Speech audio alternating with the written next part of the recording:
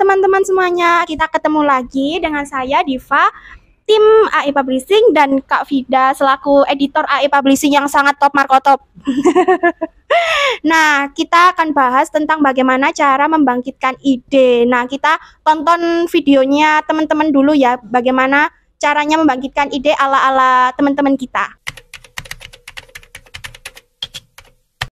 Kalau aku sih sukanya kayak rebahan gitu ya Kak, di rumah kan habis pulang kerja tuh capek, terus rebahan di rumah, rebahan di kamar, lihat-lihat langit-langit gitu tuh rasanya tuh kayak otakku tuh punya storage yang luas, jadi tuh ide-ide yang muncul tuh banyak gitu Kak. Jalan-jalan sih Kak, biasanya dari jalan-jalan itu kan ada kayak kejadian apa gitu ya, itu tiba-tiba terlintas alurnya aja sendiri gitu.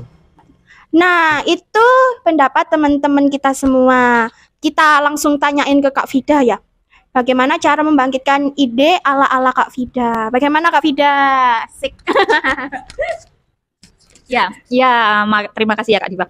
Oke, tadi teman-teman banyak yang bilang jalan-jalan ya Kak ya, jalan-jalan ya. Benar, jalan-jalan. Bisa.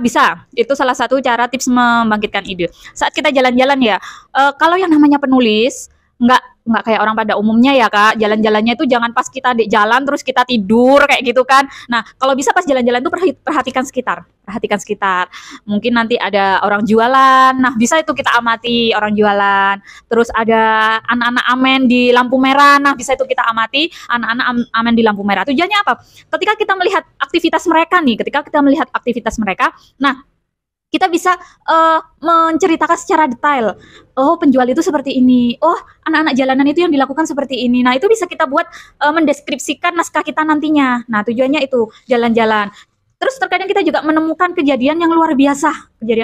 Entah itu ada pasangan yang berantem di pinggir jalan, ya kan? Atau apa itu. Nah, itu bisa salah satunya menjadi ide. Yang kedua, itu adalah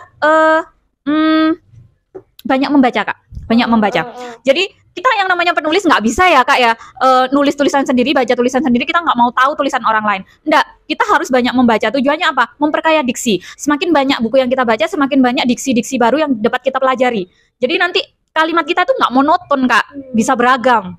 Jadi bisa lebih luas ketika menceritakannya kayak gitu. Makanya kita harus banyak-banyak membaca walaupun kita penulis. Itu yang kedua. Yang ketiga mungkin menonton film, ya kan Kak? Ya kan? Penting. Biasanya menonton film tuh kayak gimana ya? Plot twistnya itu lo dapet banget. Sulit ditebak banget pokoknya. Ya benar. Dari menonton film, misalkan saya nih nonton film apa nih yang lagi ngetren, misalkan drakor. Nah, tuh opa-opa, ya enggak sih ya kan? Nah, kita bisa menggambarkan tokoh kita seperti opa-opa itu, nggak harus sama persis, bukan berarti kita harus duplikat gitu kan, enggak. Mungkin kan nanti dari gaya berpakaiannya, dari model rambutnya, dari model hidungnya, badannya gitu kan. Nah, itu bisa kita ceritakan mungkin dari nonton film, atau mungkin kita bisa juga lihat alurnya, kita amati alurnya, kita amati konfliknya, penyelesaiannya, bagaimana cara si penulis drakor ini mengaduk-ngaduk perasaan penontonnya. Nah, bisa kita terapkan ke menulis. Kita aduk-aduk perasaan pembaca dengan menulis secara sedetail mungkin. Makanya nonton pun bisa membangkitkan ide untuk kita. Yang ketiga itu banyak diskusi dengan teman. Nah, kita ngobrol kayak gini tuh Kak Diva, itu tuh. Nah, bener. Kita bisa ada ilmu baru. Jadi ketika teman kita nih curhat nih, ini aku ada masalah sama orang tuaku butuh dana kayak gini. Nah, itu bisa tuh buat ide. Oh iya ya, kalau misalkan tokohku punya konflik yang kayak temanku ini, kayaknya bisa nih penyelesaiannya seperti ini. Nah, seperti itu. Nah, yang terakhir itu biasanya itu benar tadi jalan-jalan. Yang tadi ya, jalan-jalan itu memang ide yang paling top markotop dan banyak digunakan sama penulis. Kurang lebih seperti itu Kak Diva. Nah, itu dia beberapa penjelasan dari Kak Vida. Aku mau tanya nih Kak Vida, kan kita di Indonesia, kita sering nontonnya drakor di luar negeri ya, settingnya di luar negeri. Nah, gimana sih cara setting kita yang ada di Indonesia ini dengan cara menulis kita? Gimana Kak Vida? Oke, iya sih, ya benar. Ketika kita nonton drakor ya, ceritanya menarik. Jadi kisahnya itu tentang si cewek kena hipotermia nih. Oh iya. Berjalan di tengah salju, kena hipotermia ya kan, ditolonglah sama si cowok ya kan. Nah, kita nggak bisa kan meniru itu di Indonesia. Kenapa? Karena di Indonesia nggak ada salju, bener kan?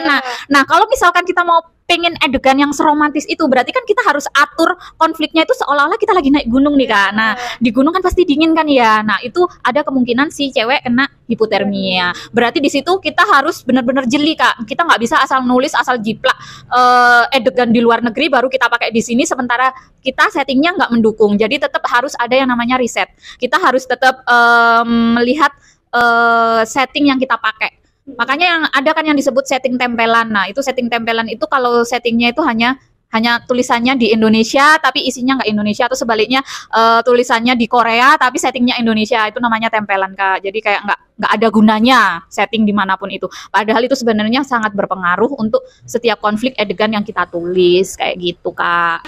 Nah gitu teman-teman, sebaiknya kita riset dulu apa yang kita mau ceritain, mau kita tulis biar cocok sama setting kita gitu. Nah, aku mau tanya nih Kak Vida, kan sekarang tuh banyak kasus plagiat novel gitu ya. Mungkin teman-teman punya kasus gitu. Nah, aku mau tanya pendapat Kak Vida bagaimana? Kan itu tentang ide juga kan. Oke. Jadi kayak banyak sekali ya penulis sekarang itu karena dia terlanjur mencintai buku yang dia baca. Dia mencintai tokoh yang dia baca. Jadi dia langsung menuliskan tanpa sadar menuliskan kisah yang sama atau tokoh yang sama. Bahkan saking samanya itu hampir nggak bisa dibedakan. Makanya orang pasti berpikir dia plagiat Kak. Nah, itu yang rawan banget yang namanya plagiat. Makanya saya sarankan untuk ditambahi. Jadi jangan sama persis. Katakanlah seseorang itu mau menceritakan tentang perselingkuhan nih. Nah, saya yang menceritakan dengan Kak Diva yang menceritakan pasti hasilnya beda, nggak mungkin sama. Seperti tadi saya bilang kan ketika pertemuan sebelumnya, ketika kita curhat ke teman kita ngomongin singkong, teman kita cerita ke tempat lain nggak bakal jadi singkong, bakal jadi tapi, ya kan? Nah, pun sama seperti itu. Ketika saya penulis romance menceritakan tentang perselingkuhan, pasti jatuhnya itu dengan cerita yang dramatis, nangis, bener. Tapi beda lagi ketika orang itu backgroundnya horor.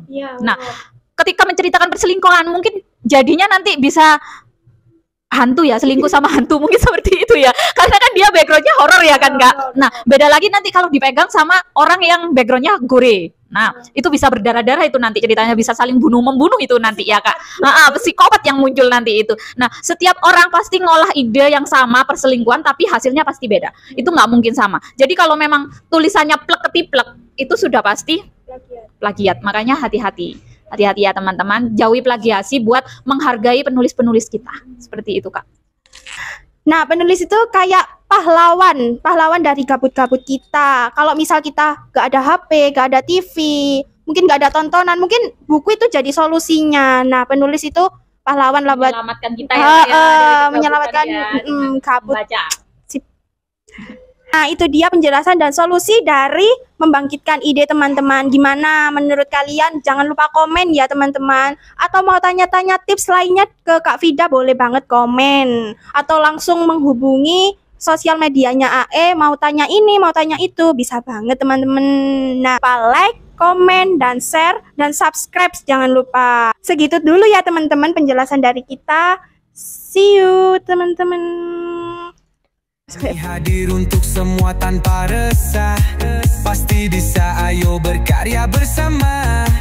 Bersama AE impian menyala. Dari penulis untuk dunia, kami hadir untuk membawanya.